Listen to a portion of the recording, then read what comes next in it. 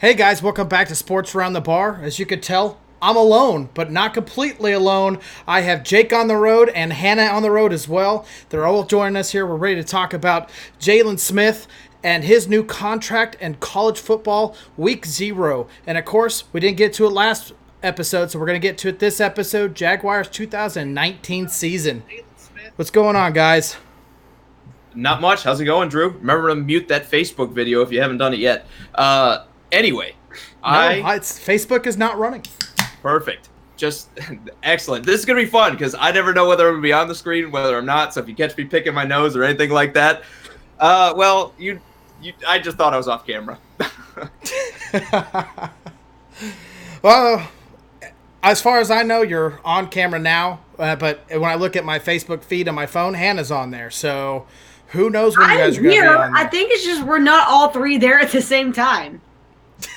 Yeah, the idea is it's supposed to cut in with whoever's talking. I'm not certain it's going to the entire way, but obviously everyone knows what my sweet and sultry voice sounds like. I'm sure they can figure out which one of us is Hannah. I don't think there's going to be a problem. We can keep going. Yeah, I think so too. And the most important piece is right here behind the bar. So we got our sex appeal and we move forward. Guys, what do you want to get into first? Why don't we start with Jaylon Smith? Yeah. Let's go ahead and do it. I'll go ahead and start, man. I think this is a huge contract for a great player that's team-friendly. It does put him up there at the top-tier contracts for some of the middle linebackers in the league, but it is so team-friendly. I love this move. I absolutely love this move. Jaylon Smith is a great football player. He's a great person in the locker room. He's always there for the practices, the workouts. He's not complaining. He's just there learning, and he's doing it on the field too. This is huge for the Dallas Cowboys to keep one of their centerpieces in their defense for a long time. And I'll say this. I mean, you think of how far, and this is really just from an inspiring point of view. You think of in a little over 3 years ago, we saw a guy go down, wasn't really sure what was going to happen. I mean, had to have an extensive knee surgery. And, of course, that was in 2016. And, you look at, it kind of reminds me a lot of you look some of the guys in the NFL that aren't able to come back. You see guys who are. And this is just an incredible story to see what he's overcome. And I think he's a great fit. I agree. I think he's an amazing, dominant linebacker. And, he's becoming one of those dominant. And we talked about last time I was on with Landon Collins and the payout, what he's getting paid. Is he worth it? I think you look at Jaylon Smith, and I honestly think he's worth every single penny he was given. And just as important, the Cowboys got a team-friendly deal for the next 4, 5, 6 years. They're going to have Jaylon Smith leading this charge at the inside linebacker position to pair with Van Der Esch, who's now on, his second year as a rookie. They are going to have a dominant core of linebackers locked in. I think it's the most interesting thing about this, Drew, is how they kind of neglected going after the offensive players that everyone's expecting those splash contracts to come first. Instead, they've decided to focus on the defense, get that right, and I wonder if we have an odd man out now because of that. Yeah, it definitely seems like. Let me catch up to some of these comments. Ian, we're glad you're here. And Hannah, he's glad that you're here as well as me and Jake both are. Nathan, always good to see you. Alex, I'm glad you're here. Cherie, my beautiful wife, thank you so much for helping us out on the video. And Danny says Eagles are still win the division. Maybe. Let's hope that Carson Wentz stays healthy, right? Yeah. Not if you're a Cowboys fan. I know you don't root for injuries, but that would be the fastest way to win the NFC East. All right. This is a lot when I'm writing down all the names and doing the comments. If you can grab some of these comments, it'd be a little bit easier. Sure. Yeah, no, I can do it. I don't know how in the world you do this when I'm not here. I don't. That's how I do it. I usually just cast on the names and just admit I'm a terrible host. I do want to get out what you were talking about earlier, Jake, about it seems like they're ignoring the offensive side of the ball. We did talk about this a little bit prior to the show when we were getting everything set up. And by the way, we should probably fire our tech guy that covered for you today. Yeah, not so easy, is it? But no, you're absolutely right. But we talked about how important it is to keep the centerpiece of this defense together, because not only do they paid this linebacker, like you brought up, Van Der Esch at some point in time is going to have to be paid. Who knows if he's going to play his whole rookie contract? Because right now the cool thing to do is to hold out for a bigger contract before the contract you signed earlier pans out. And you also have Byron Jones, that corner that's over there. He's coming up on a contract as well. So the question here is, obviously, at least in my opinion, and I think, Jake, you kind of agree with me, Dak's not going anywhere. They've already kind of offered him a contract. Yeah. We got Amari Cooper coming up too, and then you have Zeke Elliott as well. And like you brought up, someone has to be left out. There's no way all this money can run to all these players. Yeah. I'm going to let Hannah go first, and then I'm going to hit a couple of these comments. So go ahead, Hannah, whatever you want. No, I mean, I agree 100%. I think it's going to be very interesting to see. I mean, it's a great point you made about who's left. I mean, Ezekiel Elliott's a guy that I think's kind of made himself a good name there in Dallas. But you also look at Amari Cooper, a guy who I think was a clutch receiver there in Oakland. Didn't really have the, I think, type of mojo they needed. I think when he left, you saw some numbers kind of shift, and I think that's because he was really a dynamic player people didn't really respect. But I think you look at kind of the drama that happened with the wide receiver group there the last couple of years in Dallas. I think they need stability there. And I think you need some, home-based names. And Amari Cooper is a guy from Alabama. I mean, a lot of Alabama fans are Cowboys fans. They're either Cowboys, Saints, or Falcons fans.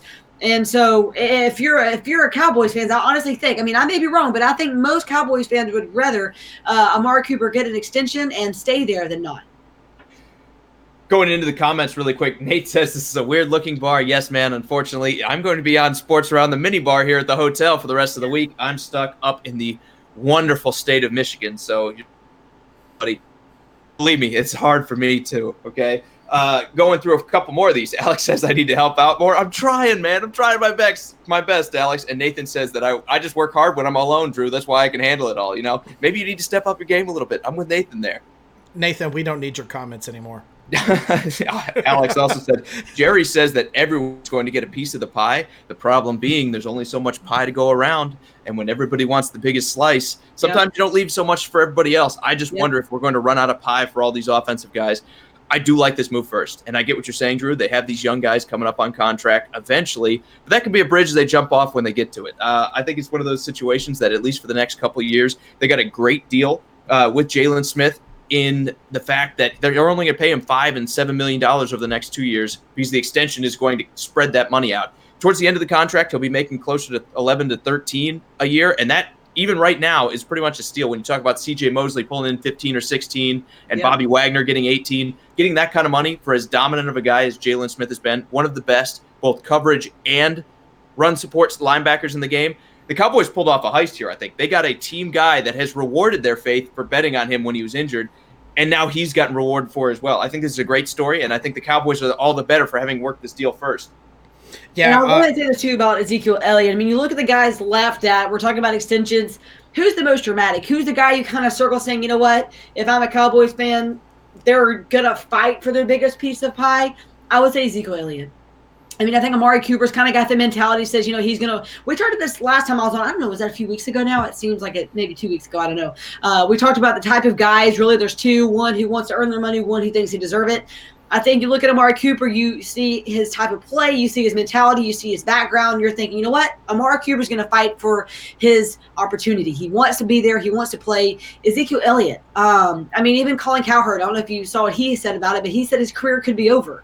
If I'm a Cowboys fan, I mean, what would you pick? I mean, that's a good question. Then would you, if you had to pick, besides Dak Prescott, we'll just say he's set in stone, right? If you had to between Amari Cooper and Ezekiel Elliott, who would you want to get a bigger piece of the pie? In my opinion, I'm going Amari Cooper. Well, Nathan agrees with you. He thinks that Zeke's going to be left out, and Ian as well, thinking he's going to pull Le'Veon 2.0 and he will be gone somewhere else next year. He's saying Jacksonville. Nathan's also going on and says that he wish, it's in a sense, he's saying he wish everyone would just to take a little bit of the cut and stay together. But I think we're also ignoring another piece of the pie here, is that's offensive line. This offensive line was rated one of the best offensive lines, 2-3 years ago. And, it's declined a little bit because of health.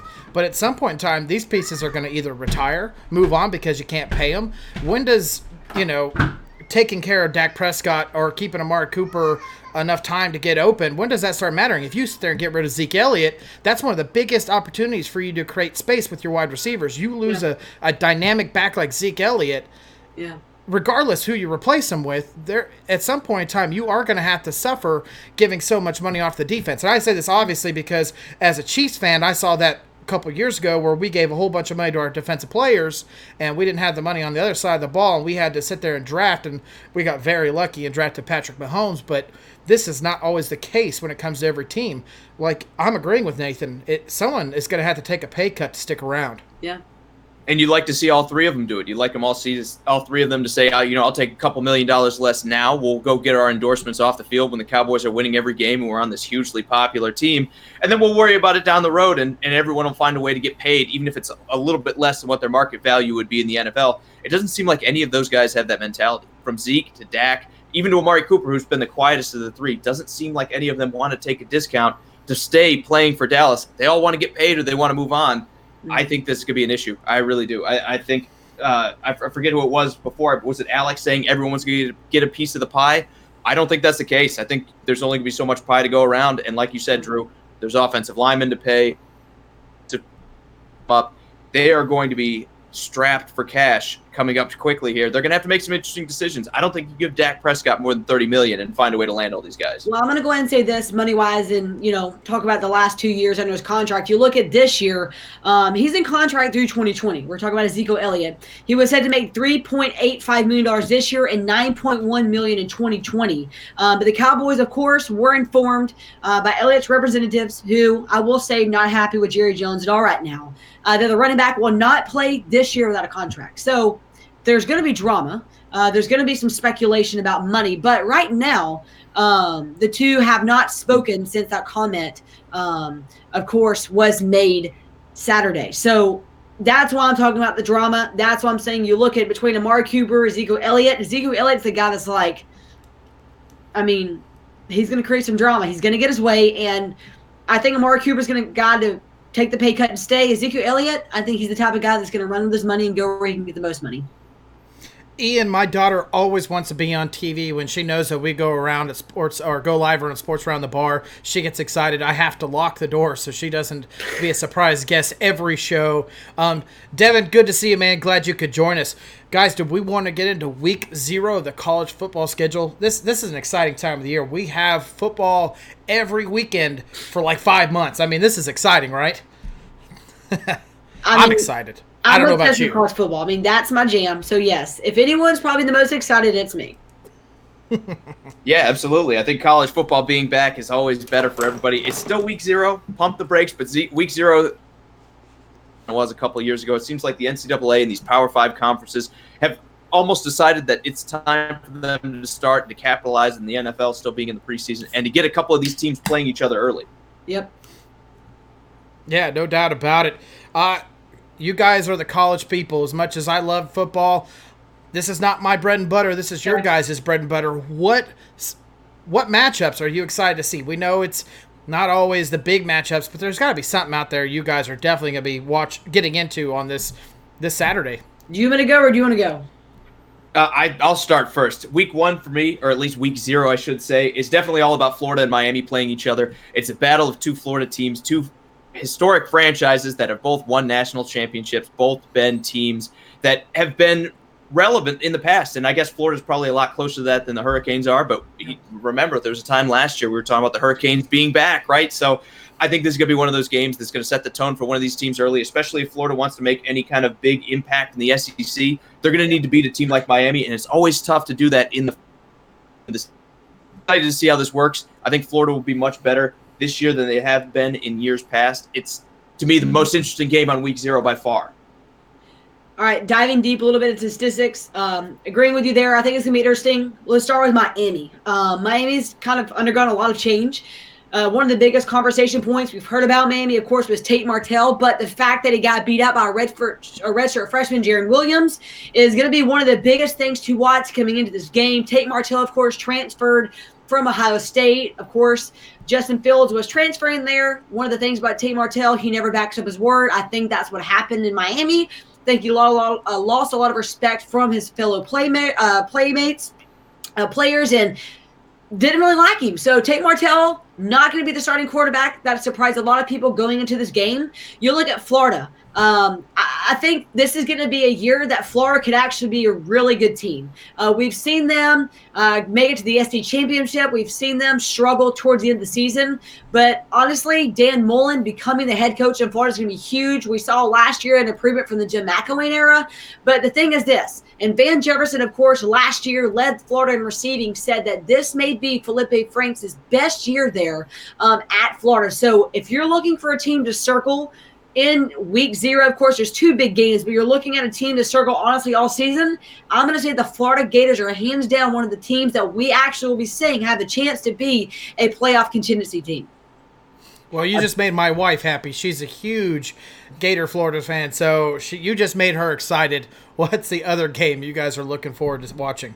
Yeah, the only other one on week 0 I think that's really a huge topic or one to watch. It's not super money game would be the Arizona and Hawaii game out there in Honolulu. And the only reason I'd say so is I think Arizona traveling that early in the season might be due for an upset. Hawaii's always somewhere in the middle. You know, sometimes they rank in the 50s, sometimes they rank in the 60s.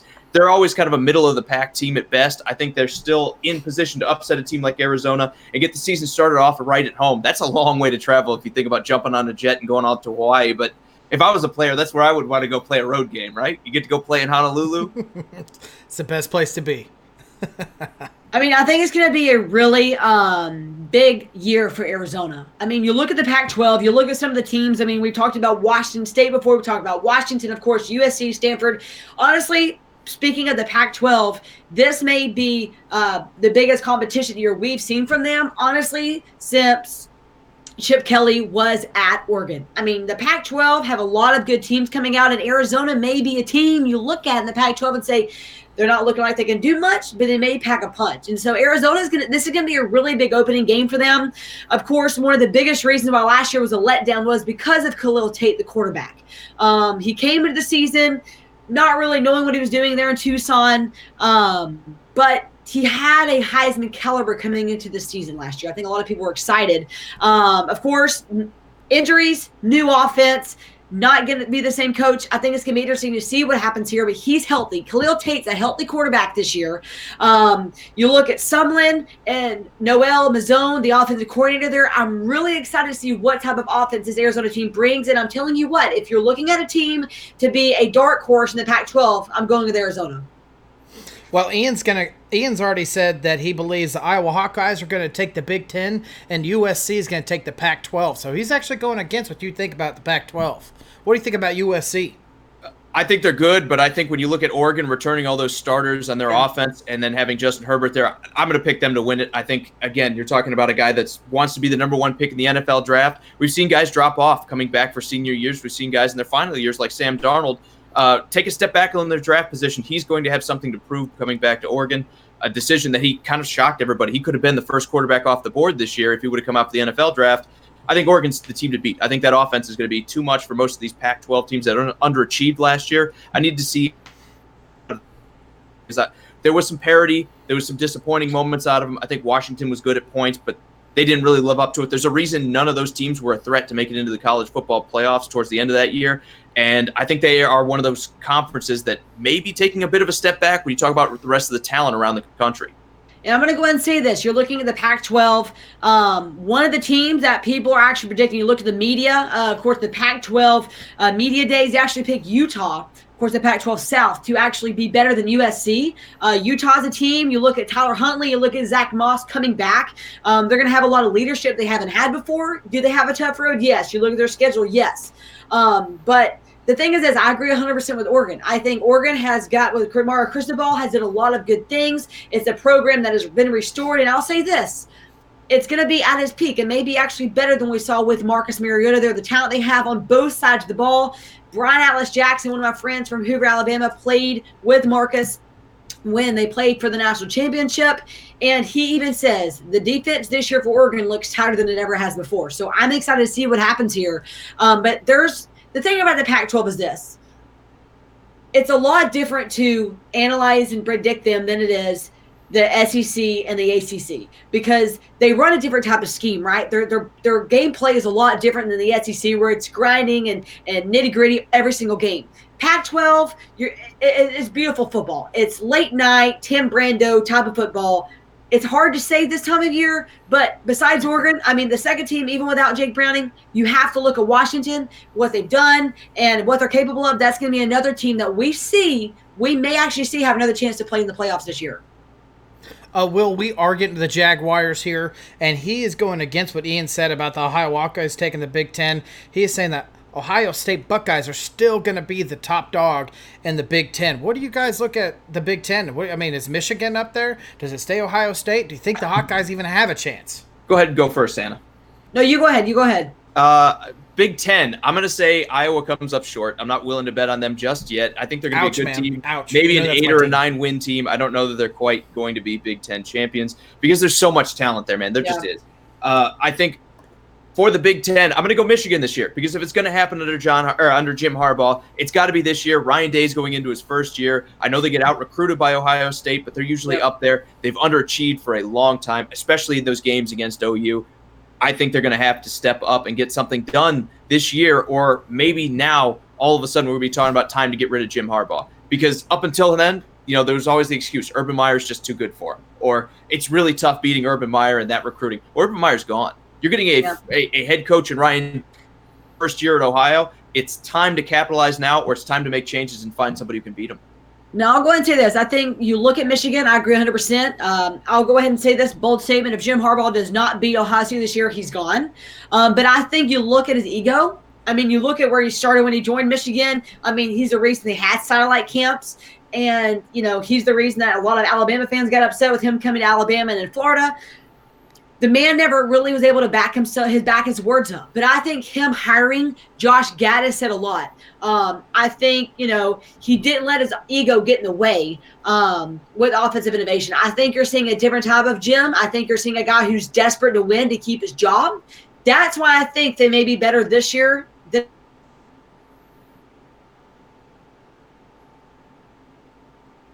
Okay, something happened with Hannah's mic. Guys, just stick with us as we deal with the technology and the issues that we have. You still hear me, Drew? Are you still there? Yeah, Jake is still there. Unfortunately, it's too hard to get rid of me. Sorry.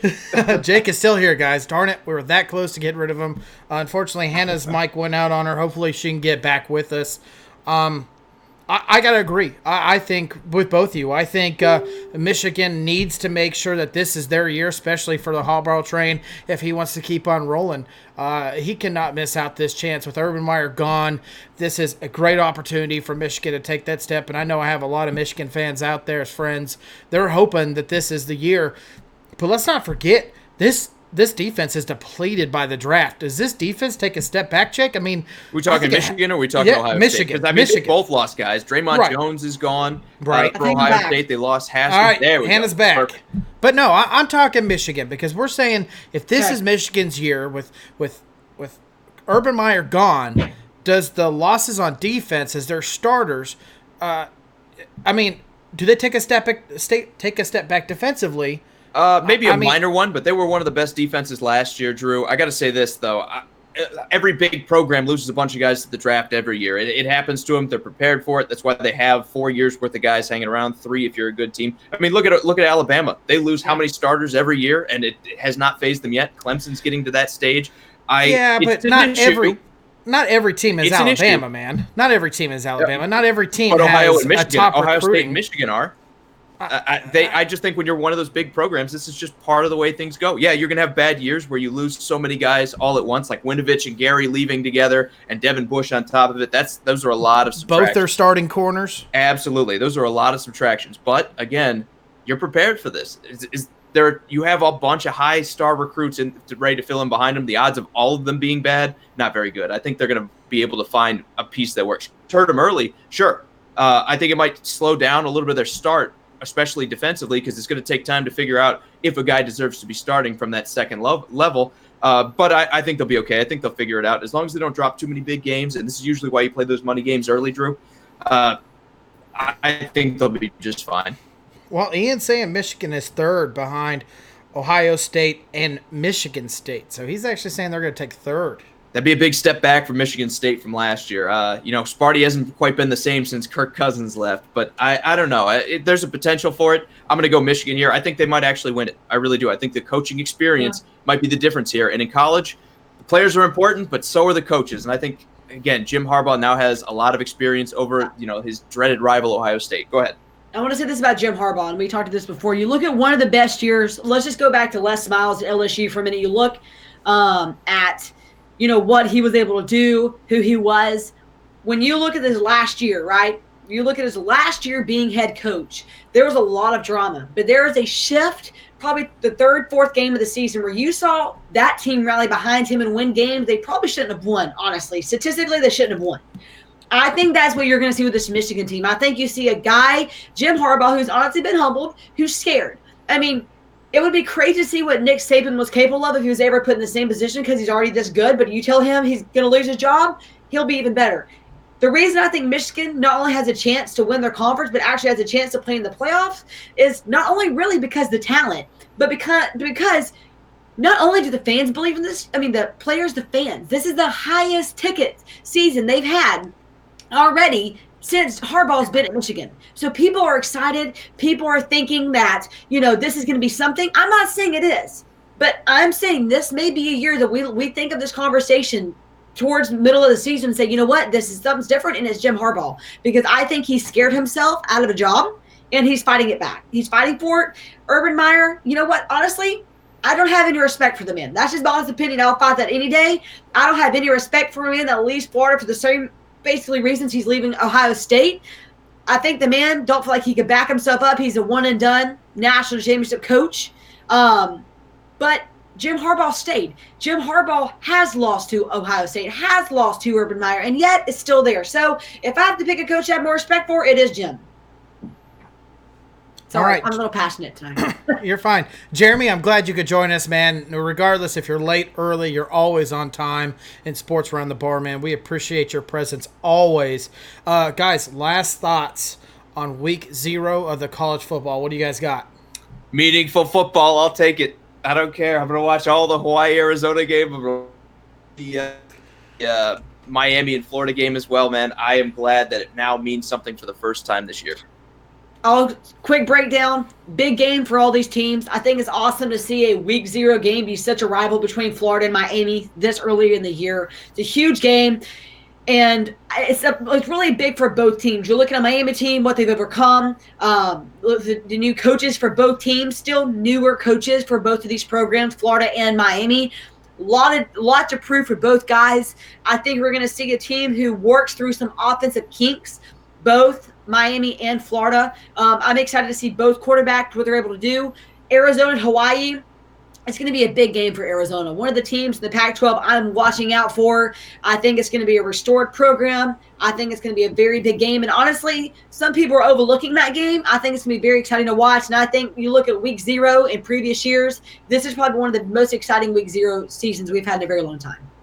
Yeah, I got to completely agree with you. In the Chapman household, I can tell you right now that Florida game will be on. My wife will be wanting to have that in the background. Will she watch any of it? That's yet to be seen, but for sure it will be on. Guys, let's go ahead and get to our last team that we got to look over their 2019 offseason and their schedule, and that's the Jacksonville Jaguars. Now, we've talked a little bit about this last episode where when we were sitting there, me and Jake, before Hannah got in, got to put her 2 cents in, we were going through the schedules and we're giving wins and losses throughout everything. And the question is, after it's all said and done, did we give the Jacksonville a better record than they should deserve, or a worse record than they deserve, or is it right on spot? But before we get to that, let's talk about what they did during the off seasons, because one of the biggest things that they had an issue with was their quarterback situation. Blake Bortles is gone. Nick Foles is in. I think this is the first time any team, even Philadelphia, when Chip Kelly was the head coach of the Philadelphia Eagles, this is the first team ever that has backed financially and the play calling around Nick Foles. Does this make a huge difference for Nick Foles in his career? Yeah, I think this is obviously what he's been playing for since he got the boot from Philadelphia the first time, right? I mean, he went from throwing 27 touchdowns and 3 interceptions to being out on his butt and nobody wants to give him a job as a starting quarterback. That was always a surprise to me. Absolutely, that he never got another spot with as many bad teams as have been around in the NFL. Instead, teams have opted to go with younger guys. They haven't necessarily panned out. I'm glad Jacksonville's going a little more conservative because years ago, if they didn't have Blake Bortles, they probably could have beat the Patriots, or at the very least could have kept up with them. And it was for that simple lack of offense that is the reason they didn't make it to a Super Bowl. I think bringing in Nick Foles is the final piece, or what they consider to be the final piece. And I get what you were ragging on their record and what we gave them before the show, Drew, but regardless of what we gave them, this is still a great defense. I mean, if you look at them on paper, they just drafted Josh Allen to go with one of the best defensive fronts in football. They brought in Jake Ryan to play linebacker as well. They still have Jalen Ramsey on the outside. This is going to be a very, very formidable defense, despite a couple losses. I'll let you talk about that in a minute. But they were still 5th last year, I think, in ranking, despite them kind of giving up after the Chiefs whooped them in week 5 or 6. Drew, this team is going to be dangerous for the simple fact that they play defense. Nick Foles can move this offense incrementally forward. Nashville in 2019. Yeah, we kind of lost you there at the minute there. You went to robot voice. Everyone's wanting to talk the XFL and the release of the names. I viewed them a little bit. I don't know if you guys want to get into the XFL at all. As exciting as another league coming in, just like the American Football Alliance, when we're getting excited about that, is the XFL to you guys something that we should get excited about right now because they've released the names of the teams, or is it something we should still pump the brakes because a majority of these players that are going there are coming from the American Football League anyways? So is it something that we get super excited about, or is it something we should still pump the brakes and wait and see when everything's getting ready and get into place before that first game gets set? I mean, honestly, you're talking to someone who had the Birmingham Iron, right? You're talking to a person who's from a state where this was actually going well, and then it wasn't. And it wasn't to do anything with the players. It wasn't anything to do with the fans. It had to do everything with behind-the-scenes money and scandalism, basically. So do I think it's a little too early? Yeah. I mean, the XFL has literally spent 2 years determining team locations and hiring head coaches and getting stadium agreements. So I think they're kind of trying to get the hype right now because the preseason NFL, but I think you're going to have to let your money talk. I mean, a lot of people say actions speak louder than words, but I think in this situation, money may speak louder than words because of what's happened there with the AAF. But I mean, you look at some of the teams. I mean, are you excited about them? Yeah. I mean, one of the ones I'm kind of circling, Dallas Renegades. I mean, you really think they're going to compete with the Dallas Cowboys? I don't really think strategically they chose the best locations, in my opinion. Not to interrupt you, but they won't even compete with the Houston Texans. I mean, let alone the Dallas Cowboys. I think it's going to be absolute trash, in my opinion. People are going to say Johnny Manziel. People are going to be excited about that and say, oh, he's one of the guys we're talking about. But with the NFL where it's at and the damage they've already overcome, the NFL is recovering, and they're doing whatever it can to produce talent and to make exciting TV. I think the XFL did themselves a disservice in putting teams in locations with other NFL teams. I think that's why the AAF was doing well, because they tried to pick locations that had a lot of college football fans, and they were deriving talent from those programs. So the reason Birmingham Iron was so exciting, who do they have? They had former Alabama running back Trent Richardson bringing in thousands of fans, not hundreds of thousands, but thousands of fans to come watch these games. So, do I think the XFL did this right? No, I don't, and I'm not looking forward to it. Jake, before I get your opinion on this, Steven says the XFL is going to be trash. He would rather go watch the high school football team that me and him both went to.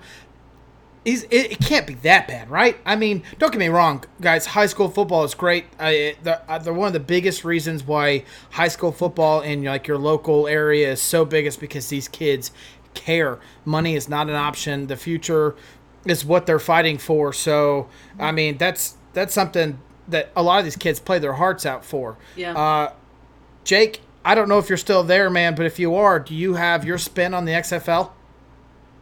I am still here, even though the camera shows that I'm not. I hope you guys can see me. Yeah, I don't know. One thing I will say is, yes, no, guess not. You're like a robot. You're sketchy. You're sounding like a robot. Yeah.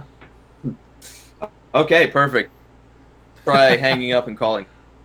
All right. Well, before you Jake, say something else.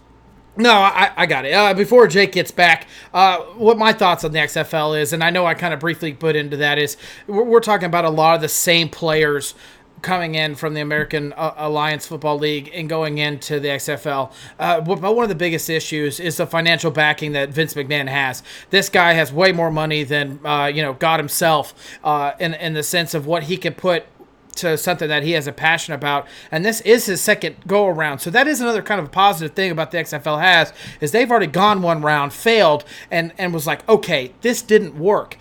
There has to be some of those guys, and I'm not saying Vince is the guy, but hopefully he has people around him that are putting himself in this scenario and going, hey, Vince, that didn't work. Let's try this instead. And if he can listen to some of these people and quit thinking for himself, the XFL might possibly have a chance to get somewhere. I that's what I think. I could be wrong, Hannah. I don't know. You tell me. Am I going or? Well, I think round 2 is great. If you can hear me. Oh, there's Jake. Go ahead. Go ahead, Maybe? Jake. Yeah, I'm back. Third time's the charm. I'll say this: second time around for Vince McMahon should be a little bit more successful. If it's going to work for anyone but the NFL, I think this is probably our last best hope, Drew. It's kind of like the line from Star Wars, help us, Vince McMahon, you're our only hope here. I think it's going to be good. He's an entertainer that knows how to give people what they want. Is it always the best level of entertainment? No. I mean, sometimes you watch wrestling and you're like, clearly that's fake, clearly that's trumped up. But there is still an entertainment value to things. I think Vince McMahon, even though he won't hit on everything, has been around the block enough times that this is probably our last best chance of having a second football league. As for what you guys were saying, teams competing in the Dallas and Houston area, I'm not worried about them competing because they're playing in the offseason. I think you can coexist with a team like the Dallas Cowboys. You can like both because they're not going to be playing at the same time. I don't have to pick whether I watch one on TV or whether I watch the other. I think it'll be good for the league and good for the game. Simple fact that they're getting such a great football fan base that close to one of the teams. I think that might have been something that the AAF kind of missed out on. Yes, Birmingham has some great fans. Yes, San Diego has some great fans. But I have no problem going after these large markets like Dallas that already have just a rabid football fan base and saying, we can make it work here too. Oh, no doubt. I mean, in Texas alone, Friday Night Lights, Saturday Night Lights, Sunday Night Lights. I mean, Texas is a football state. There's no doubt there's plenty of fans down there. But I kind of have to agree with Hannah a little bit. And it's not because these fans can't watch more games. It's just when you're going to sit there and say, hey, I only got one day to watch football, what day do I give that to? Not everyone has that schedule, but some of us are very busy people. Sometimes it's going to lean towards the Cowboys, or it's going to lean towards the Texans, or it's going to lean towards Texas University. Texas A&M. These things might get in the way of someone paying attention to the XFL. I want to get some of these comments. Jeremy says the NFL has set the bar so high that there's not a thing any form of the other league is going to make it. He believes that the NFL is such a high caliber of a market and such a quality of product that regardless of what you put on the field, you're going to fail because you can't reach that. Do you guys agree? Well, college football makes it, right? And I'll let Hannah weigh in on this. I mean, we watch college football, and that's just on a different day. It's at the same time of year. People make time to watch college football, which, if you look at it, again, it's not the NFL. You're not getting the same talent level the NFL has, but college is still thrives and has people that prefer it instead. I think you just need to get closer to the NFL product than what the AAF put up there. So talent is an issue. The question is going to be, can they get there? But I think people are going to be willing to watch games that, even if it's not the NFL, it's 80%, 70%, 60% of it. No, all right. I don't know what happened to Jake, but go ahead, Hannah. Now it's someone else's turn to talk. What'd you say? Go ahead, Hannah. Go ahead. I was going to say, I know Will Mann said he lost respect for me, but there's a couple of reasons why I say so now it's someone else's turn to talk. I mean, you look at the financial part of it. They'd say they're backed for 3 years financially, which is a good thing. I mean, there are obviously a few steps the AAF when it came to that with financial reasons. But one of the things that AAF did well was they played different time of year than the NFL did. And I think when you're you compare college football to the NFL. It's kind of like if the minor league games are the same days as the major league, right? what are you going to watch? More than likely, you're going to be watching Major League Football. You're going to pick the big name teams. You're not going to be watching a AAA team. You're going to be watching the Atlanta Braves, right? Seattle Mariners, New York Yankees, whatever, Chicago Cubs, whatever your team is. I think if you have an expectation this is going to be better than NFL, you're going to be disappointed. If you go into this thinking this is a way to pipeline good players from college, maybe injured NFL, didn't get drafted into the NFL, then yes, you're going to have good expectations of this. I just think that the XFL wants to beat out the NFL, and I don't think that's fair because the AAF went into this saying we're not competing with the NFL, we're working with the NFL. The XFL wants to be better than the NFL, and I don't think you can ever replace that. The AAF was also trying to do a really cool way for people to interact in the game with betting and a bunch of other technology that the XFL is not taking on. Is there pros and cons? Yes. Have people been in this position before the XFL? Yes. But I don't think you can compare it to the NFL. I really don't. I think the NFL is such a purebred, original, beautiful thing that I don't think anything can ever replace it or get close to it. That's just my opinion. All right, let me get to some of these comments real quick. Ian says, and he agrees with you, Hannah, don't compare it to the NFL. Maybe it's going to be more like a minor league baseball game, which – if depending on where you live, those can sell those stadiums out. It's huge. Frank, I'm glad you could join us. He's excited to see Hannah here. Jonathan, what's going on, man? He says, go Eagles. Will says, worst record in the NFL plays the best record in the XFL. Winner goes to an NFL loser, and the loser goes to the XFL. No, it's not going to happen, man. All I can say is, first off, I love the idea of relegation, just like soccer. They do it too. But imagine spending $2 billion, $3 billion to buy an NFL franchise, and then you get booted to go play in the XFL and you're making no money.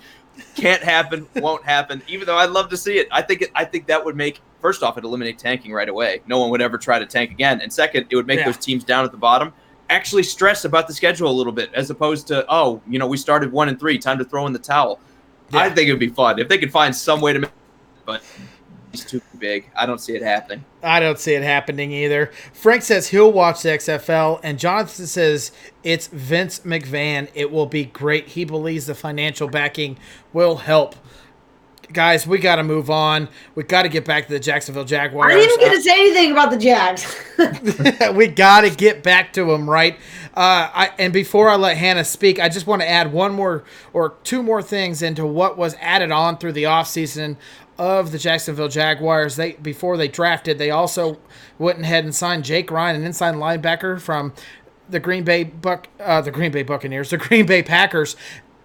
A great player, someone that's going to be a sturdy inside linebacker, and they also went out and got an offensive weapon, and Chris Connolly, which Jake liked to say, that's my guy that I said was going to have a huge season last year.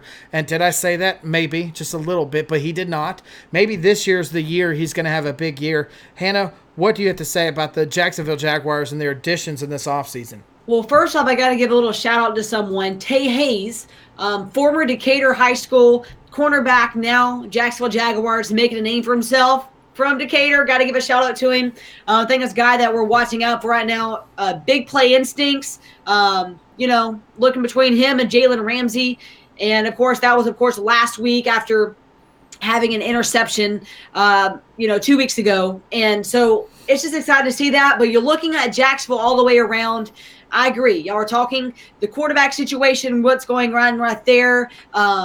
It's going to be interesting. I mean, you look at the type of guy Nick is, you look at his past, you look at his experience.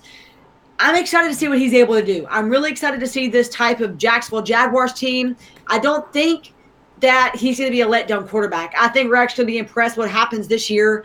But there's some things you got to watch out for. Offensively, I mean, if Cam Robinson, Norwell, and Taylor could all play, I think it would be big. I think it's a thing that you're going to see, and that's just, in my opinion. Defensively, I mean, I would like to see what Miles Jack's able to do. I mean, that's just a guy that I've been watching, a guy that has a lot of talent. I mean, Telvin Smith's gone, but that puts Miles Jack in a position, to kind of take over the entire unit and be that vocal leader. But I'm not really sure that defensively this is going to be a big, I don't know how it's going to be handled. So, I mean, and I'm excited to see what Armstead, the new rookie running back, is going to be able to do for the Jaguars. Just as little few things that I have, I know y'all like NFL, so I've been nerdily watching film, and so I was just telling the guys I circled, and it's like, you know what, we need to talk about them tonight. But Jake, before I let you get in, I that's exactly why I think they brought in Jake Ryan, is to cover that Tevin Smith hole that he left, and I'm pretty sure they fully believe that Jack is capable of taking that leadership position. That's I think that's exactly what they're believing in. Jonathan says, yeah, real quick, a reminder of what Nick Foles did in L.A. Foles doesn't do anything unless he's in Philly. I think we across the board here, as far as Sports Around the Bar goes, Jonathan, we think that this is a great opportunity because this is actually an organization and a team that believes in Nick Foles. That's at least what I believe. Go ahead, Jake. Absolutely. I think this is, again, they're tied to him now. They gave him that 4-year contract and 80 some of that $1 million, whatever it was. I think it was 60 some guaranteed. They're tied to Nick Foles. They're going to have to find a way to make it work with him. They're going to have to, obviously, it's going to be his job. It doesn't matter if Gardner Minshew steps up and has one of the best preseasons we're going to see. It's still going to be Nick Foles for the next 2 to 3 years in Jacksonville. So if it's going to happen with Foles, it's got to happen now. I think it's an upgrade, right? I think it's hard to say it's not an upgrade over Blake Bortles. Anyone would be an upgrade at this point. And I think you have to look at what DeFlippo's doing. I mean, it's going to be interesting to see what John's able to do with the offense. We're not even talking about a guy that a few years ago we were talking about every single week in college, Leonard Fournette. I mean, what are we going to see? Go ahead, Jake. Bounce back, and if you can throw a little bit more in Jacksonville, you should see some holes open up for Leonard Fournette. Yes, he's been injured. Yes, he's had problems with suspensions and everything else coming through. But I think a lot of this goes by the wayside if you're able to throw even the smallest amount in Jacksonville. I don't think they quite have the weapons yet. That seems biggest. We have to go get some solid number one wide receiver to go out there and support Nick Foles. They need an Alshon Jeffrey type wide receiver. And we've heard for years that that's coming down the line. You know, they're signing Dante Moncrief. Now it's Chris Conley, apparently. They have never had, or at least since Allen Robinson left, they have not had that stud wide receiver that a quarterback can go lean on and get the ball to and run an offense through. They've just had a bunch of guys that are maybes, what ifs, and who knows. And so far, none of them have managed to find a way to step up. Well, I think on their depth chart, D.D. Westbrook is their number one. I think Chris Connolly steps like number two. Precisely my point here, Drew. They have been trying to find somebody. I mean, even Dante Moncrief wasn't guaranteed the number one spot, but he's one of those guys that everyone said, man, it's the new life in Jacksonville. Watch out. There's no one else there to catch the ball, and we saw him flame out. I've been waiting for Day-Day Westbrook to really step up and be the guy that, you know, we've kind of been promised. Yes, he's showed flashes in the pan. He showed good plays. But we need consistency if we're going to be at the Jacksonville Jaguars, and you're going to lead this wide receiving unit. They don't have that at tight end. Leonard Fournette's not doing it out of the backfield when it comes to catching. You don't have a wide receiver who's going to get done. Kind of quarterback who's going to scramble around and buy you a lot of time and make stuff happen with his feet. You're going to need to have guys get open and make stuff happen in a significant way if Jacksonville's going to, you know, have any of this gamble for Nick Foles pay off. The other Jeremy, I'm glad you could join us, man, says he hopes A.J. Boye outplays Ramsey, but he doubts it, but he believes that A.J. Boye is a beast. I completely agree. I think they have probably best 1 and 2 combo of corners in the league, but they need to start playing like it, especially this year. I want to get to another comment here. Michael, I'm glad you could join us, man. Nathan says no weapons and no senior leadership on that offensive side of the ball is going to be the down, or it's pretty much going to be the decay of that offensive side of the ball in Jacksonville. And as far as Leonard Fournette goes, he's just got to be healthy and play. I mean, that's been his biggest knock on him so far. Yeah, they need to do a better job of keeping the hits off him, too, with the offensive line. I mean, he's had some of the hardest running years we've seen in recent history where the line is not getting enough push off the line, or, you know, they're not getting enough pushback against defenses. Very few holes opening up. The offense isn't spreading things out. It's been tough running for Leonard Fournette. So, yeah, it is his job to stay healthy, but you got to do your best to help him out and do that. Go ahead, Hannah. No, I was just going to say something else. I mean, defensively. I mean, we talked about this with the Redskins when I was on last. What's the biggest concern? It's like you said, staying healthy. I think linebacker is going to be a position on the defense you look at, you're kind of worrisome about.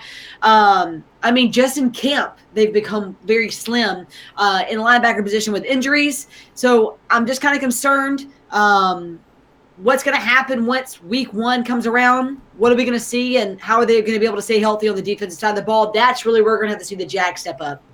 Yeah, let's go into subtractions into this preseason. Malik Jackson, Deshaun Gibson. I mean, these are big names that they put a lot of money towards in past off seasons. I mean, and realistically, did they ever replace him with anybody? You got a defensive line player. You got a safety that's now gone. I mean, yeah, they drafted some players. Yeah, at least at defensive tackle, I think it's going to be Taven Bryan's year, first-round pick from last year, 2018, I should say, that didn't get a whole lot of play time with those two big boys in Jackson and the dude from Buffalo, whose name I can't think of. See, I even forget things on the road, Drew. But they have had great defensive tackle play in front of him. I think now we're going to see more out of Taven Bryan, who is a little bit more of a combo D tackle, a little bit more of a pass rusher and run stopper. He's a little bit smaller than you want to see out of a normal 34 kind of D tackle. But I think he'll be fine. Plus, you have Calais Campbell there and Ngukwe on the other side.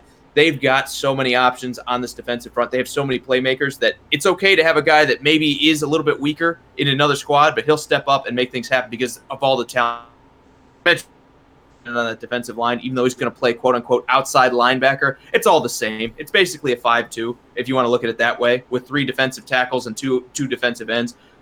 When you look at the way they're going to play, I think the Jacksonville Jaguars are going to be able to have one of the best pass rushes in the NFL as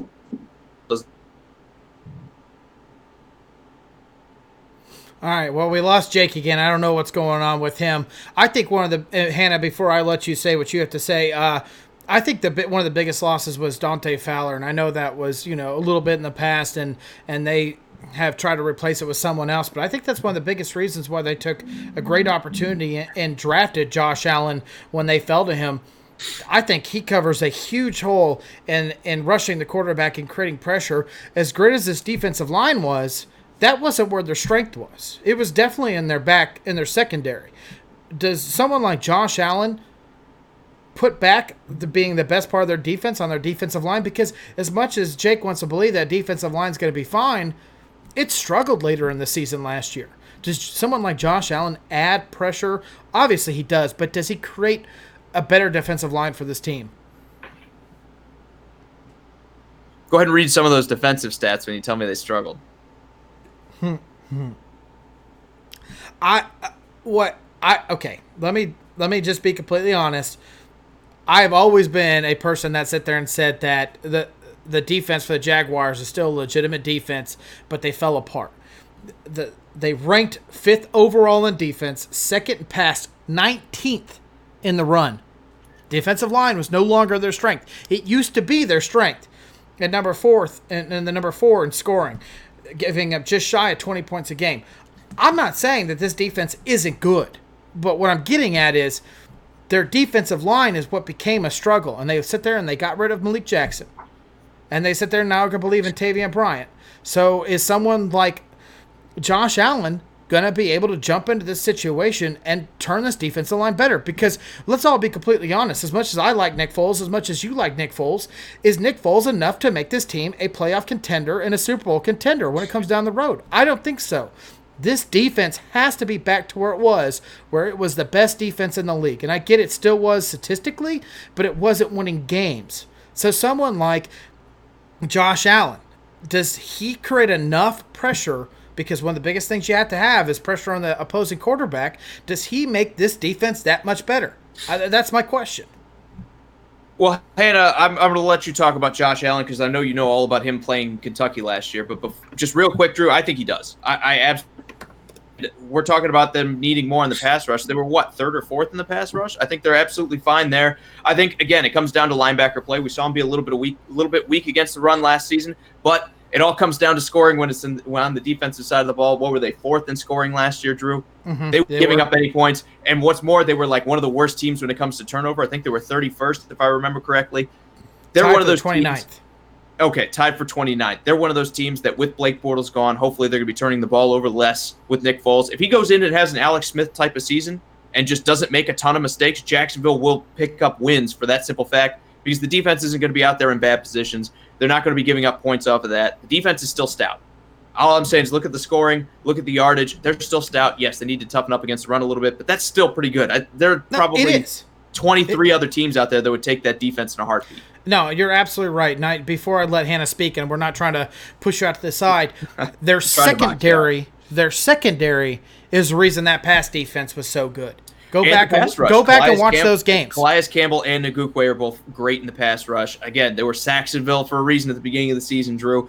There's still a team that can. And then it disappeared, man. It disappeared. It slowed down a little bit. I wouldn't say disappeared. I think a lot of this defense took a big step back. They did. I think part of it, too, is just teams found out they could run on them, so you didn't have to throw all the time. Hannah, if you're still with us, go ahead. No, I'm good. Can you hear me? Yep. I mean, you look at, there are just a couple of things I want to talk about. We talked about, of course, with Foles. We've talked about, of course, Josh Allen, and I will hit on that because I think a lot of people were surprised he went as high as he did in the first round. Of course, NFL draft this year, I wasn't. I think he did a fantastic job in Kentucky. I think he's honestly one of the names and one of the faces that actually made Kentucky as relevant as they were this year. I think he's going to be a really big piece for this Jaguar team to have any chance of being a team to actually make a name for themselves. You talked about it a minute ago in Florida. Are they really a team to face off? No, I don't know. I think they're still, honestly, kind of like Tennessee in college football. They're in the rebuilding phase. But I think Josh Allen was a big get for them. I do. You look at kind of all the guys that are injured. A lot of guys are down right now. And I think Josh Allen could be a guy, an edge rusher that could put a spin on this defense, kind of maybe give some momentum for the offense. And I'll say this, there's a reason Kentucky's struggling to replace them as much as they have so far. And I think we're going to see a different Kentucky team defensively because of Josh Allen. I'm not saying one guy makes a team, but I'm saying one guy can break your team. And I think losing Josh Allen is going to be hard for Kentucky, but I think the Jaguars don't really understand how much of a talent they just got this year. Yeah, when we look at their draft, we gave them an A+. We thought they had one of the better drafts in this last year. Not only do they had Josh Allen fall to them, they went in the second round and got Jawan Taylor, who everyone had targeted, including me and Jake for sure in our mock drafts, who they thought they would take that offensive tackle out of Florida. They got one of the best drafts going in here. Everything seems to be panning out. And I don't mean to ignore Jake's stats that he wrote down here because he left his notes with me. But the offense was ranked 27th. The pass was 26th. The run was the 19th. And their scoring offense was the 31st. And I see all these comments, and I'm not trying to ignore any of your guys' comments to Jeremy and Jonathan, but one of the ones that I could see is it's all talking about Nick Foles. Nick Foles gives Jonathan says Nick Foles gives you no wins and has no one to back him up, and that's like saying Dak wins without Zeke. And Jeremy says Foles needs to take care of the football and not turn the ball over. As much as I want to sit there and say, hey, this defense needs to be number one, and I really honestly believe that, is because this offense is atrocious last year. And I know we kind of already talked about Nick Foles, and we already talked about Leonard Fournette and Chris Connolly, but, this team, as Hannah put, is a rebuilding team. How realistic is this team's hopes in the playoffs in 2019? I still think very good. Again, if Nick Foles is marginally better than Blake Bortles, and I think we all believe Nick Foles is marginally better than Blake Bortles, this team's going to be dangerous. They were in a lot of games last season, even after the Chiefs walloped them and kind of broke that deep. They were in some games, and I feel like the defense just kind of got frustrated and go. I think Foles will get at least something going with this receiving core. If you see a small improvement in the passing game, you're going to see Jacksonville pick up 3-4 wins because of it. I don't believe that saying that Nick Foles is not going to win you more games than Blake Bortles on an even per second. We're talking about a Super Bowl MVP here. Even if you don't like Nick Foles, you have to give him the credit and say he's still leaps and bounds better than Blake Bortles is. Hannah, do you have anything before we go into the schedule? Say that again? Do you have anything before we go into the schedule? You can go and go to the schedule. I think it's going to be an interesting year. I see Jonathan's comments about expecting him to take you to the playoffs. No. I don't think that Jacksonville is going to be that team that you're like, oh, my word, like, look what's happened this year. I'll say what I said earlier. I think it's a rebuilding team. I think it's a rebuilding season. But I think they've kind of plugged some holes in some areas they needed to defensively. Offensively, we talk about the quarterback, but I'll go off what I said earlier. I think offensive line is going to be something you worry about. You look at and you're going to see what they're able to do. Like I said earlier, Leonard Fournette, we haven't even talked about him, and that's something that brought him there for was to be a part of that glue offensively. So, I mean, it's going to be interesting to see what happens with this team this year. And I think we talked about Josh Allen. I think he's going to be the guy you watch eventually to really help this team.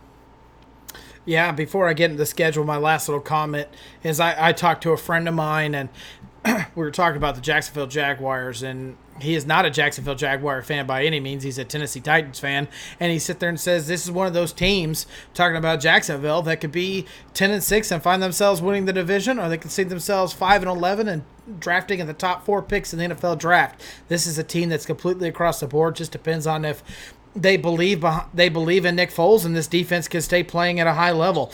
I'm in agreement with them. That's exactly what I see this team being, is one of those teams that's right there on the waiver wire, on teeter-tottering both ways.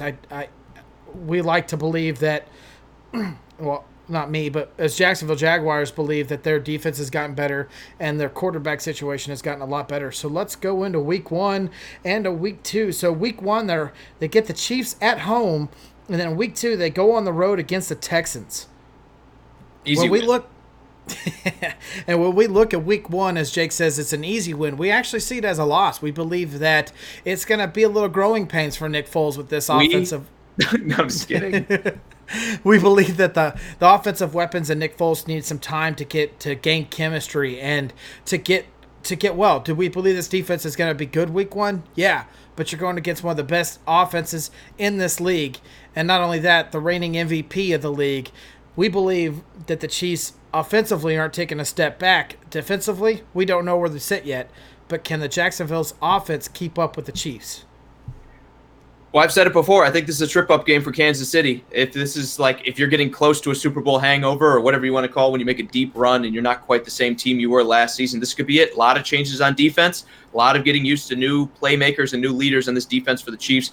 Could see some success for Fournette early. We could see Nick Foles maybe not quite face the pass rush he would in a lot of other weeks with Jacksonville. I think this is a trip-up game. I don't think necessarily the Chiefs are going to lose it, but I think it might be close enough to scare them early on. Can I say? Yeah. I'm going to say it's a win. Can I just be bold? Go for it. I'm going to be bold. I mean, I think, you look at Patrick Mahomes, you look at, of course, reigning NFL MVP.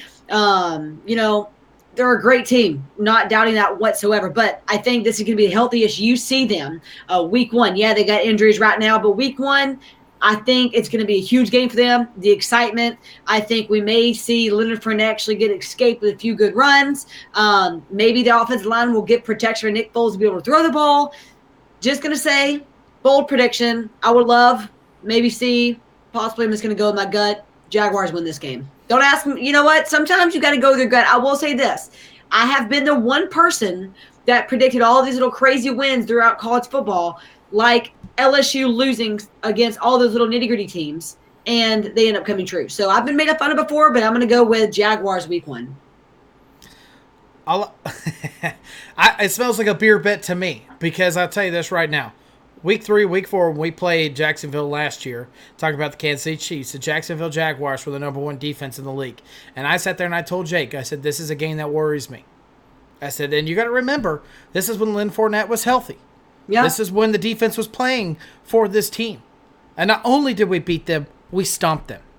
We stomped them soundly. Our defense didn't play a great game. It's purely based on our offense. The only thing that's changed now is Kareem Hunt. Yeah. And is Kareem Hunt the one that made the difference in that game? I don't think so. I think it's still Patrick Mahomes. And what has not changed for Patrick Mahomes is his weapons that he's throwing the ball to. Tyreek Hill is not suspended. He's there. Travis Kelce has another year there. Sammy Watkins has another year there. I mean, you're talking about the exact same offense, minus Kareem Hunt, going into Jacksonville and playing him one more time. Maybe it's a hiccup game because Jacksonville is embarrassed. Maybe it's because Jacksonville was like, we should have beat them and we didn't. And not only did we not beat them, we got beat soundly by them. So maybe that's the reason why you guys are all kind of thinking this. I think there's also a target on Mahomes a little bit, Drew. I think when you look at Patrick Mahomes and going into week 3 and 4, maybe the secret wasn't quite out on him. Maybe everyone's saying it was just 16 good weeks from last season. I think there are going to be a lot of teams going into that game almost like it's their Super Bowl, and the Chiefs, it's going to be week 1, week 2, week 7, whatever.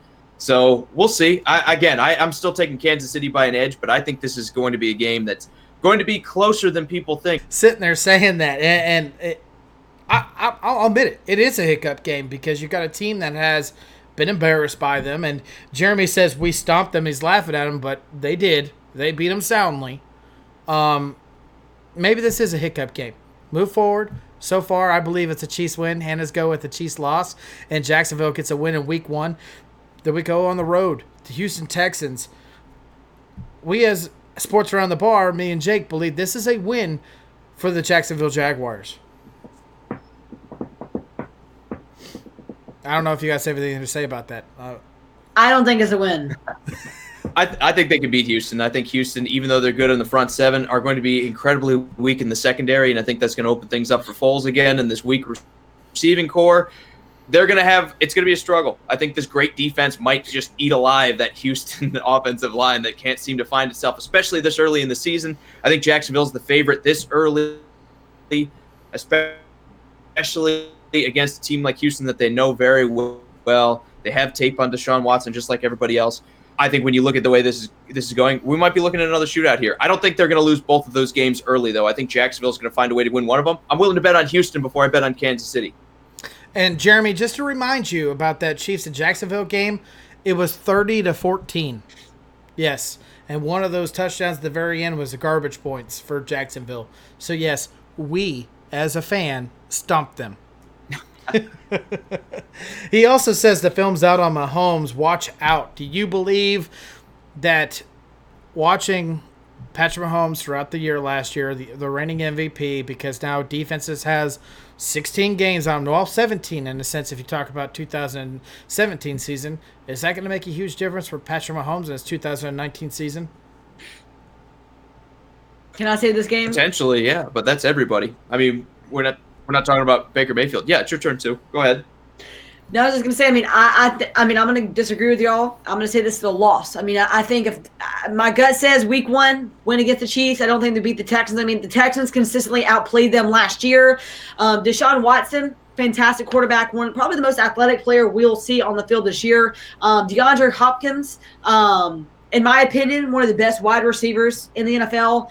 Even though Jaylon Ramsey, Pro Bowl cornerback, going to be covering him, I don't think it's going to be enough. That's why I'm saying Chiefs week 1, healthy and strong week 2. Texans outplayed them last year. I think it's going to be a similar story this year. All right. I'm still floored about the Chiefs being an underdog or losing into week 1. Both you guys have shocked me. I don't know if I want to still be on a show with you guys. No, I'm kidding. Let's go on. Week 3, week 4, and week 5. We got at home, they play the Titans. Week 4, they go on the road to Denver. And after that, they go on the road to North Carolina. A lot of traveling in those last 2 weeks. These are 3 stout defenses playing against another defense. Is this against another good defense, but a young Nick Foles in the sense of young in his team? Are these defenses going to be a struggle for Nick Foles?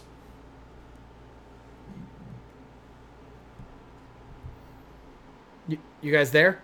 Yeah, absolutely. Go ahead. Also, I think Tennessee just had yeah, if you can hear me, Drew, let's say this. I think Tennessee's had their number for the past few years. If you look at the way they've played, the Tennessee Titans have won like 5 out of the last 6, I think, against Houston. I think, against Jacksonville. I think this is going to be a tough matchup for them early and late, even though I think we have them splitting. I think the Titans probably, in my opinion, win both of those games.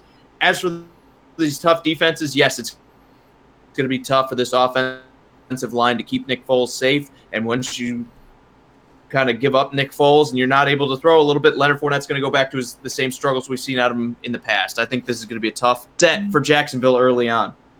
Hannah, before you go ahead and say what you have to say, real quick as a show, week 3, we had them losing to the Titans at home. Week 4, on the road to Denver, we have them losing. And week 5, on the road to North Carolina, we finally have them winning another game. So against the Carolina Panthers, just to let you guys know. I forget you guys don't have my notes in front of me. All right. I was going to say, I agree. Loss in Tennessee. I think it's going to be a big game. I've seen Tennessee. I covered them for the last couple of years. I've seen them kind of struggle in games like this where they should really win. But, I mean, Tennessee's a team that's really improved. And I think especially the running game and defensively, I see them losing that. I actually think they win at Denver. For some reason, I just think it's going to be a big game. I think that there's a chance that at this point, Week 4, we can see the Jaguars 2-2 going into Week 5. Then in Week 5, yeah, I believe they can beat the Carolina Panthers. I think it's going to be a big game for them. So, I mean, maybe I'm weird. Maybe I got them 3-2 going into Game 6. I don't think you're weird. I mean, I think that's definitely a valid reason. Minus the Chiefs' loss, I agree with you completely. I think this is, again, one of these teams that could win and lose a lot of these close games. As far as Week 4 goes, when they go on the road to Denver, I believe that Von Miller and Chubb can put a lot of pressure on this offensive line that struggled last year. And as much as we believe Nick Foles is a better quarterback than Blake Bortles, Nick Foles having pressure in his face trying to throw to some of the weaker options at wide receiver. And let's not forget Chris Harris Jr. sitting back there. This is one of the best corners in the league. I mean, at some point in time, they're going to make mistakes. And offensively for the Broncos, I'm a huge believer in Emmanuel Sanders. I mean, this guy can play any spot, anywhere on the offensive side of the ball. And as much as you sit there and say, oh, they'll put Jalen Ramsey on him or A.J. Boye, they're going to put him in spots where these guys don't go. They don't leave their sides of the field. They're not going to follow around him. And he's just not one of those players you follow around. He's not like a A.J. Green or Julio Jones. Emmanuel Sanders can play anywhere across that board. And so more than likely he's going to find himself open. Maybe the loss of someone like Deshaun Gibson is going to be a significant loss facing a team like the Denver Broncos. Also, quick comment. Jeremy said I was biased when I was talking about Jacksonville. It's not biased if it's true, Jeremy. The Colts own the Titans. The Titans own the Jags. It's just the way these things go. As for the Denver game, just really quick on the breakdown. We talked about them having a very weak run defense last year. I think Denver is going to be looking to establish that run with Mike Munchak calling the shots on the offensive line. Watch for Royce Freeman to make an impact in this one. Also, Phillip Lindsay to run after Royce wears them out. I think Jacksonville's going to hold out for a while, but this one's still Denver. And then Week 5, like we said, in North Carolina, we believe at some point in time Nick Foles and this defense is going to get everything on board, and they find themselves winning out in North Carolina. And, maybe that's a little bit against what we said in Week 4, where we said, the run game is going to wear him down. Christian McCaffrey's definitely going to be trying to run the ball. But if Jacksonville gets in front of him, does Carolina have enough offensive power throwing the ball to keep up with Jacksonville and Nick Foles? I mean, it's just a question of when this starts connecting for Nick Foles and all his receivers. At some point in time, this guy's going to throw the ball. One thing you cannot say about Nick Foles is he doesn't like to throw the ball. He loves to throw the ball, and he loves to throw it deep. True, so and another thing about Carolina, just really quick, Drew, is Cam Newton's not the most accurate passer, and you're asking him to go up against two of the best corners in the game. I think guys like DJ Moore are going to get taken out of this squad. I mean, they're really going to need someone like Greg Olsen to step up and take advantage of a linebacking core that's trying to find itself. Unless Greg Olsen's catching all these passes, I think Carolina's going to have a hard time throwing with an injured Cam Newton whose shoulder we're still not sure about. Right. I'm going to say one more thing. Go for it. I think we're talking about Foles. We're talking about the type of player he is. I'm going to go ahead and throw back to a little bit of college football very quickly. There's a guy that we're going to see starting quarterback for a new team, Jalen Hurts at Oklahoma. Was the best quarterback at Alabama. Still a lot of people critique him, how he played, what he did. But I think you look at Jalen Hurts, and I think he's the right guy for Oklahoma. I think he's a guy that's going to create a lot of pressure and may actually be in the Heisman seat again to win the Heisman Trophy. We'll see. I think you're looking at Foles like that. Maybe he was in the right environment. Maybe Jacksonville is the right place for him. When you put the right quarterback in the wrong place, they don't produce. When you put the right quarterback in the right place, that's when you see a playmaker, and that's when you see a guy who's actually going to be able to take a team that very underrated, maybe even underappreciated, into something, maybe in a playoff contention conversation. I think this is what we're seeing with Jacksonville. What type of Foles are we going to get? Are we going to see a guy who wants to be there, who's ready to be there, or are we going to see played in the past? I don't know, but I'm willing to bet that this may be a better place for him than before. I don't want to ignore any of these comments. Jonathan, because he missed part of the earlier episode, asked our thoughts on Zeke, if they're going to re-sign him or not, I'll let both you guys answer that in a quick couple of sentences, and then we'll move forward. I think Zeke's looking pretty rough. I don't know that they're going to manage to find a way to get him, Amari, and Dak all signed for the money that they all want. It's going to be interesting to see. I think he's probably the odd man out. Jerry Jones has already said they don't need a rushing champion to win a Super Bowl. It's going to be tough. It's going to be real tough. Hannah? Can you hear me? I hear you now. Go ahead. No, y'all are good. It's just the audio's cutting in and out, so I can't understand what y'all are saying. What the question was is, do we believe that Zeke will be signed this year or not? That's the question.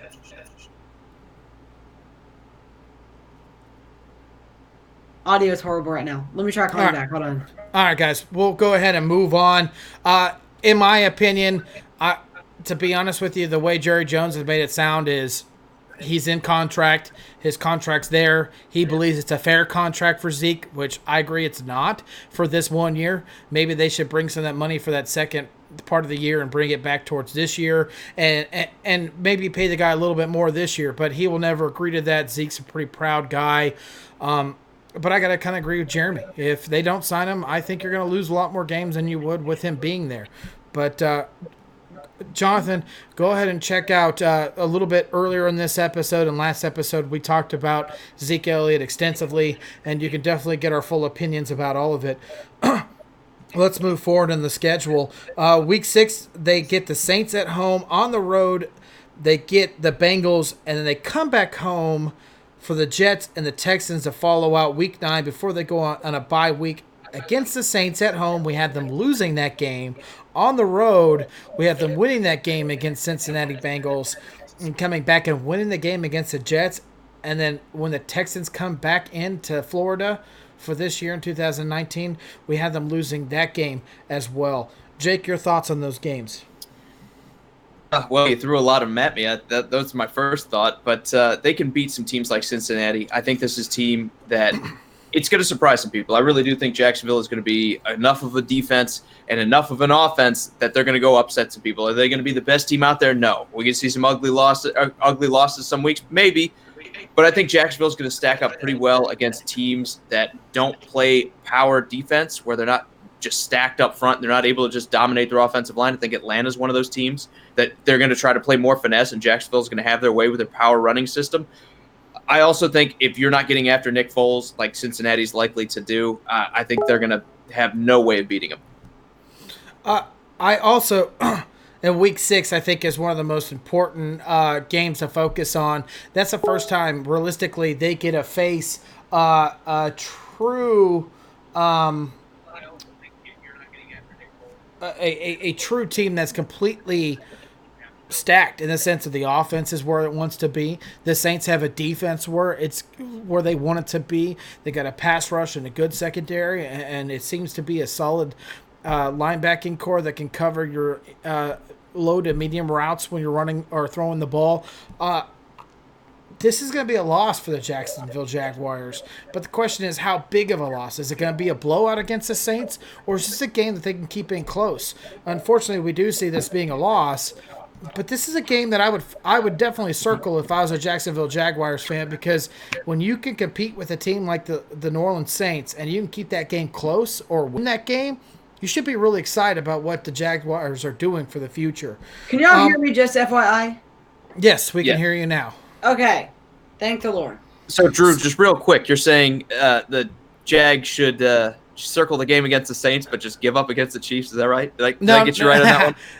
No. I said no, I said the Saints are more of a complete team. I mean, let's be completely honest. The Chiefs are not a complete team. Their defense is in the rebuilding stages. I hope they're better than the 31st ranked defense that they were last year. But no, I cannot sit there and say they're a complete team. That's their offense is what kept that team alive. But this is the first time they get to face a team that's truly complete in the Saints. I mean, I don't think anyone can argue me there. Tennessee. No, I'm kidding. All right. I'm with you, but let's move on. All right, Week 8 at home, they face the Jets, they win that game, and then Week 9 they're also stay at home and they lose that game against the Houston Texans. Hannah, what do you say about those two games? You're bleeping out again. Say it one more time. Who?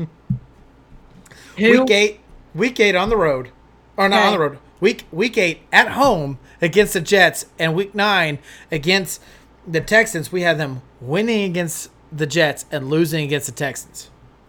What do you have to say about those games? You have them beating the Jets? Yes. Yes, I agree. I think they beat the Jets and lose the Texans. I know they'll be twice in 1 year, but I think that we saw last year, we've seen the last couple of years. I don't think that, especially if I don't think they're going to beat the Texans healthy first couple of weeks, I definitely don't think they're going to beat them towards this time of the year. So, yes, I agree. Jets win, Texans loss. Jake, you got anything? No, I think that's fair. I don't necessarily know that they're going to lose twice to Houston, but I think there's a potential they could. I think both these teams are going to match up pretty well against each other. And on the other hand, with the Jets, I think the Jets can beat them. I do. Again, they're going to be going up against a power defense that's going to be able to frustrate this offensive line that's not really put itself together very well. And Le'Veon Bell is going to be there to take advantage of that running defense that we, like we said, unless we see significant improvement out of someone like Jake Ryan, the Jaguars are going to struggle against the run again. Yeah, and I don't know if you guys seen any tape on Quinnen Williams and watch that guy play, but he looks like a legitimate player in the NFL. Absolutely. I can go on him. Week 10, that's a bye week. It's a great bye week for a team that's looking for the playoffs. Mm-hmm. But after that, they go on the road twice against division rivals. In Week 11, they're on the road in Indianapolis playing the Colts, and on the road in Nashville against the Tennessee Titans. We had these at both wins for the Jacksonville Jaguars. Jake, you got to back me up on this one. Why do you think that? I don't have to back you up on anything. I think I already said that I think Tennessee can beat them twice again this year, but they could potentially beat them. This could be the game that Marcus Mariota comes out and makes the mistake that seals his fate, or Ryan Tannehill could be the same guy, that he comes out, throws an interception or two, and all of a sudden Tennessee realizes that they don't have a legitimate answer at quarterback here. Beyond that happening, I think Tennessee's the better team that's also in Jacksonville's head. So I don't know. I think Tennessee's the tougher of those games. But potentially Jacksonville, like I said, I think Jacksonville's going to be a surprise team this year. They're a great defense, a running game that should be halfway decent, a passing game that should be somewhat improved. I don't know why everyone's sleeping on the Jags. They were just in the AFC Championship 2 years ago. No, you're right. And Jeremy's saying wrong and wrong. He's saying that they are not winning these games. Hannah, I knew Jeremy was on my side. I knew Jeremy was a closet Titans fan this whole time. Go ahead, Hannah. What do you think about these two games on the road? I mean, I think Week 11, I think they can beat Indianapolis. I mean, you look, it's going to be a huge AFC South game. I mean, the Jags have honestly played as well in Indianapolis than they have in any other really South Road city. So, I mean, if you're looking at a game for the Jags to get a hopeful win, I think it's going to be against the Colts. I don't think they beat the Titans. I think the Titans by this point of the year, I mean, you look at them historically, November's kind of the year, the part of the year where they kind of get on fire. So I don't think they win. So I have them 1-2. I had them beating the Colts. I had them losing to the Titans. All right, moving on. They get a little bit of a in-home stint where they face the Buccaneers, and they also bring in the LA Chargers. We have them both as wins. I agree with the Buccaneers thing, but this LA Charger team, I know, I get it. Jake's first thing he's going to sit there and say is the LA Charger teams allow teams that are a little bit lesser than them stick around and win games or get close to winning these games. Is in Week 14, the Chargers are looking playoffs. Is something like the Jacksonville Jaguars really going to upset a team like the LA Chargers, Jake? The Baltimore Ravens did last year, and I think that's the best kind of parallel I can draw in the NFL right now. Great defense, a running game that should be pretty stout, even though Jacksonville's not quite to the same level on either of those stats as the Ravens are. And even though they don't have the running quarterback in Lamar Jackson, I think they have a better passer in Nick Foles that's going to be able to take advantage of a secondary that might still be without Derwin James or be playing with him on a shortened season. I mean, he's going to be missing at least 2 to 3 months as well. I think the Chargers are going to be the team that is able to rush the passer, but is going to struggle stopping someone like Leonard Fournette, especially when you're talking about signing Thomas Davis as your marquee linebacker this year. Hannah, what do you have to say about Week 13 when the Buccaneers come into the Jacksonville Jaguars, an in-state rival? We have, as far as the show goes, we have them winning that game against the Buccaneers. I mean, Bruce Arians is going to be it's going to be a big showdown. I mean, you also have Dorett Quarter, of course. It's going to be huge to see what happens there, but it's going to be a much-needed win. And I think, honestly, it's going to be 2 of the 2019 home games with sub 500 record levels, right? So, I mean, you look at the 2 teams this year that they have to win at home. I think the Buccaneers are an easy win for them at home. I don't know about the Chargers. I mean, we look at the LA Chargers. Phillip Rivers, has always really been a tough component for them. I think you look at historically how he's played against the Jaguars, seems to always have pretty good games there. And honestly, if we're just going to be honest, if we're looking on kind of like past performance, future expectations, Chargers still probably fired up about the 2017 overtime loss in Jacksonville that really cost them the playoffs. So, I mean, I would go with Chargers on that win, but I do have them beating the Buccaneers at home. All right, week 15 and week 16, they go on the road. They find themselves in Oakland against the Raiders, and then they come back towards the south. They play the Atlanta Falcons before they go into week 17. A little bit of more travel. These guys seem to be able traveling west to east. They seem to be traveling quite a bit.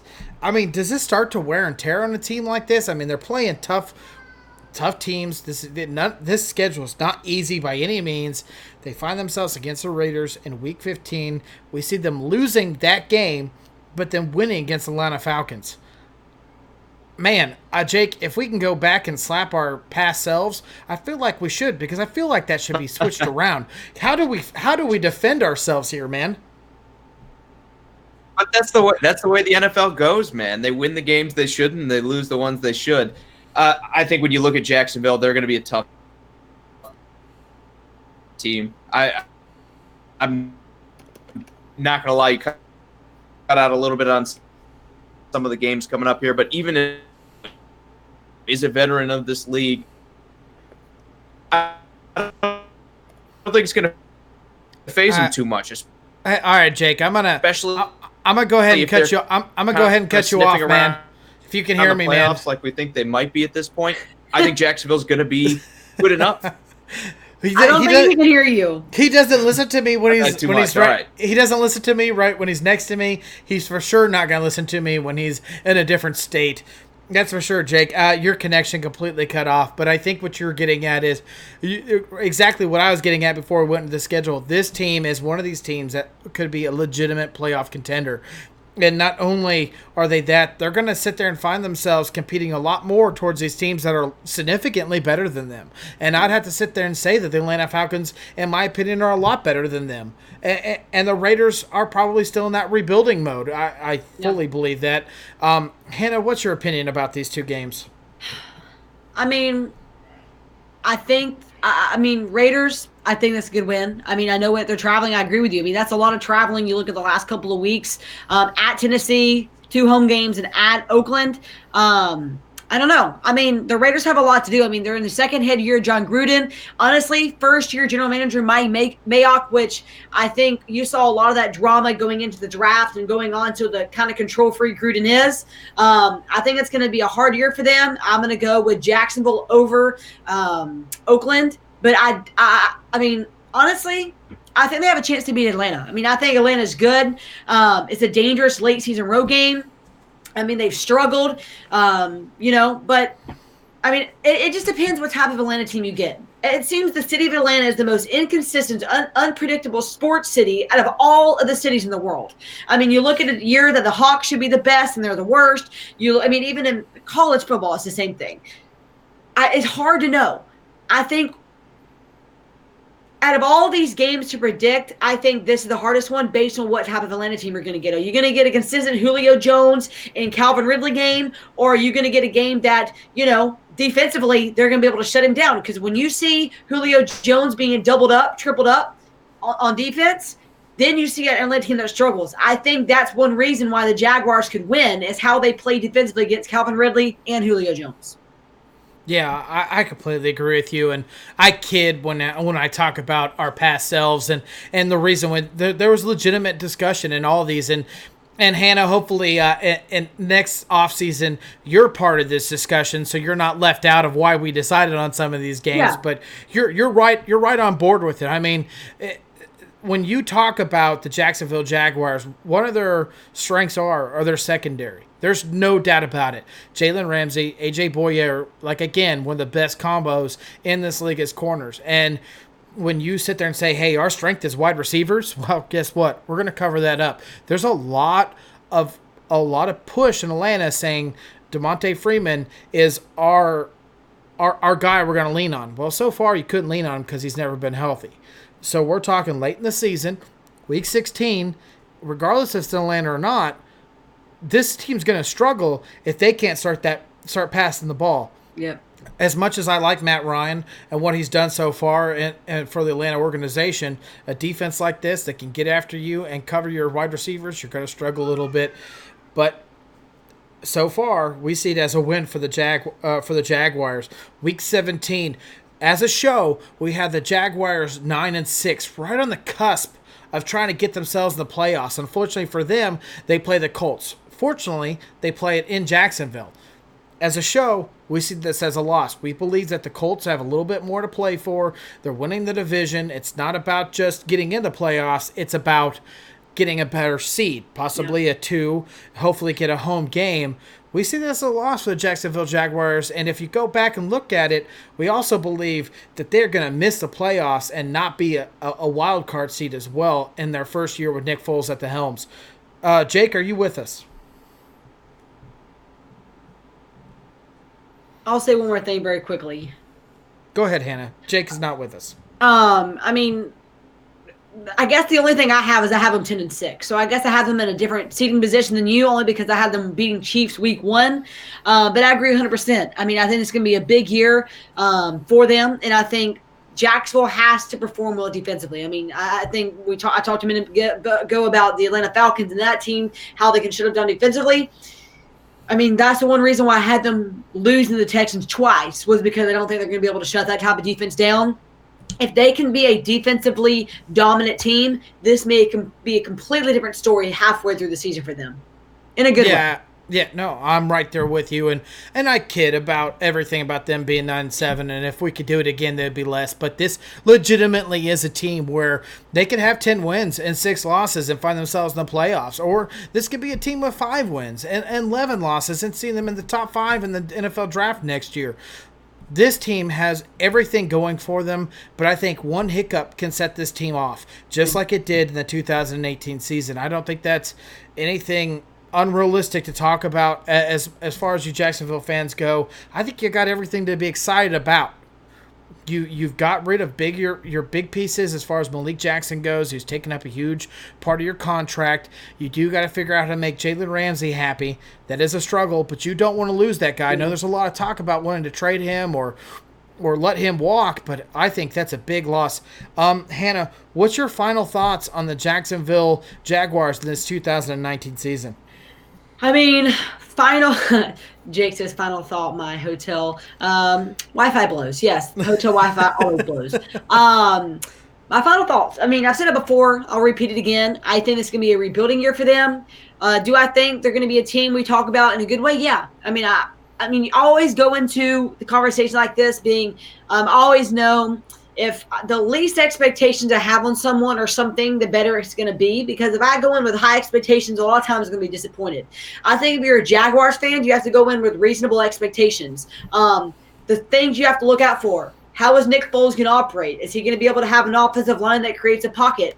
They're going to have an offensive line that create holes for Leonard Fournette. What is the offense? What is the offensive coordinator going to be able to do? How is he going to be able to use that?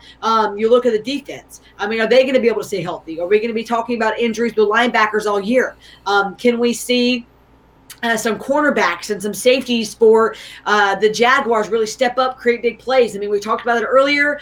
Former Decatur guy up here in Decatur, now playing for Jacksonville Jaguars. Is he going to be able to create some big picks like he did against Baltimore? I mean, I don't know.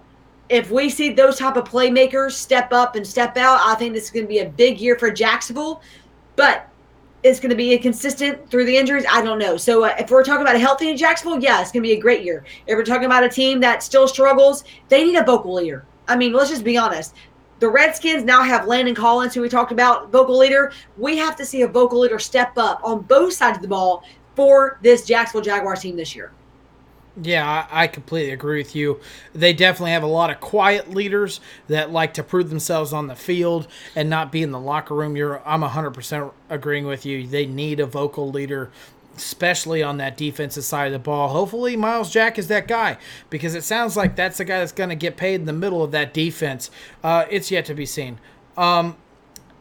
Guys, what a great show. Regardless of all the technology issues, it was definitely a great one. We had a lot of great comments and shares, and we appreciate everything you guys do for us. I do want to remind you once again that we are trying to do a fantasy league, and to join the fantasy league, you have to donate to St. Jude Children's Hospital. If you Facebook Sports Around the Bar, look us up, scroll down a little bit, you will find it there. We are trying to post that thing as much as we possibly can, so it sits there at the top.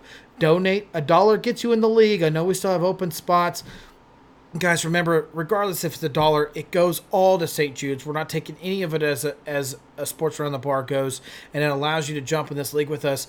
And also, when we go into drafting this league, if you're part of it, it kind of gets you a special insight around Sports Around the Bar, because you are going to have to be part of the show, because we're going to do, I believe, and don't quote me on this, Jake might strangle me after I say this, a live draft where you guys can be part of it.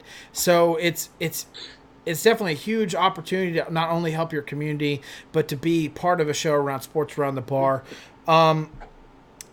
Beyond that, before I go into special thanks, of course, Hannah, it's always great to have you around Sports Around the Bar. You're an amazing commentator to sports. Your knowledge is beyond anything that I could ever hope to become and striving to be.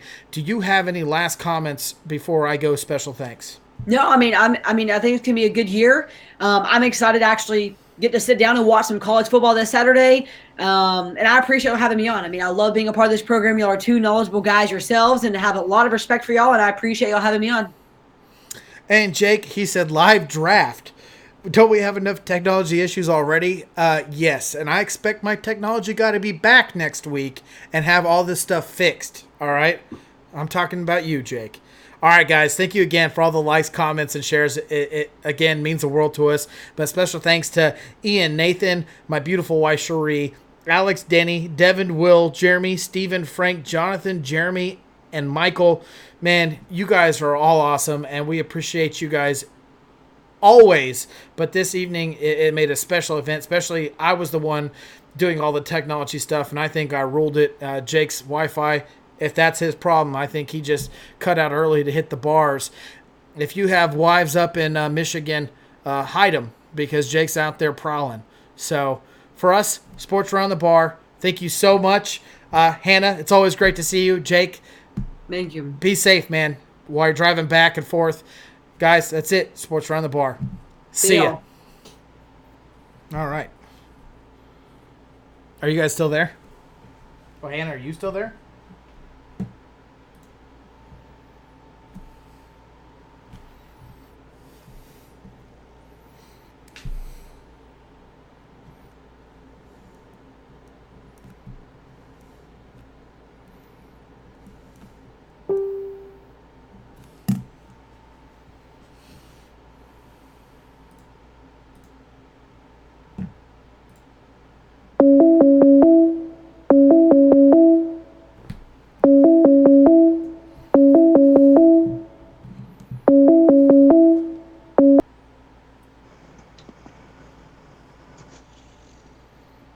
What up, man?